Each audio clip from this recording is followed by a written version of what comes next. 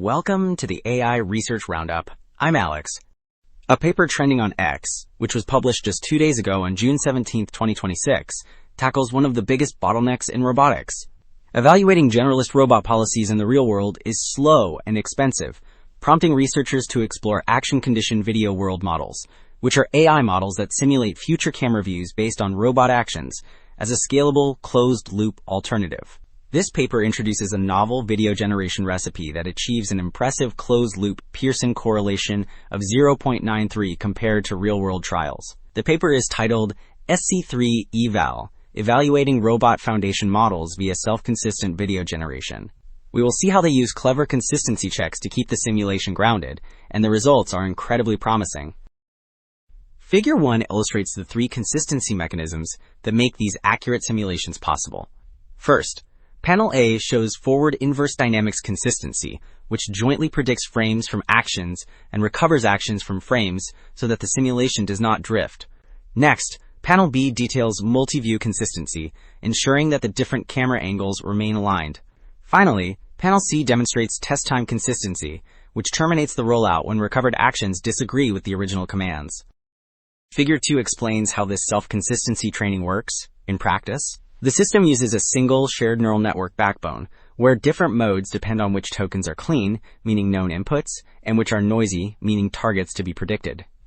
In forward dynamics, the model predicts noisy video from clean actions. Inverse dynamics recovers noisy actions from clean video, while cross-view inpainting reconstructs noisy views from clean ones. While the training process was detailed in Figure 2, Figure 4 shows the correlation between predicted success rates and actual real-world performance. Panel A, on the left, displays the offline open-loop evaluation, while Panel B, on the right, shows the online closed-loop results.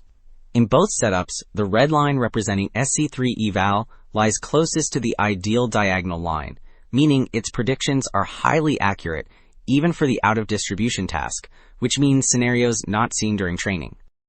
So Figure 4 showed the success rate correlations visually, and Table 1 now quantifies these results in detail. The main table compares different models across both in-distribution and out-of-distribution tasks. The bottom row highlights SC3-Eval, which achieves the lowest mean maximum rank violation, which is a metric measuring how accurately we rank different policies. In almost all settings, our method outperforms the baselines, with significantly higher Pearson correlation and minimal ranking errors. Alright, Table 2 presents the ablation study, which systematically isolates the impact of each core component in the framework. The full model, shown in the top row, achieves a high Pearson correlation of 0.93 and a low mean maximum rank violation of 0.12. Removing cross-view inpainting causes the largest drop in Pearson correlation, which falls to 0.80. Similarly, disabling early termination or inverse dynamics significantly increases the ranking error, demonstrating that all these components are essential for stable closed-loop evaluation. Figure 9 demonstrates how this uncertainty-driven early termination works during a simulated task. The top sequence displays 4 frames from an imagined rollout, where the robot is tasked with picking up a blue bowl. Below the frames, the line chart tracks the per-chunk consistency error, which measures the discrepancy between commanded and reconstructed actions across 14 rollout chunks. Once this error crosses the threshold, shown as the horizontal dash line at 0.02, at chunk 10, the system terminates the rollout, which successfully prevents compounding visual drift from corrupting the evaluation score.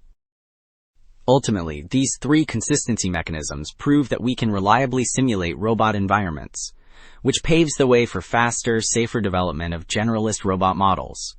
That wraps up this look at SC3-Eval. I'm Alex, and this has been the AI Research Roundup. See you in the next one.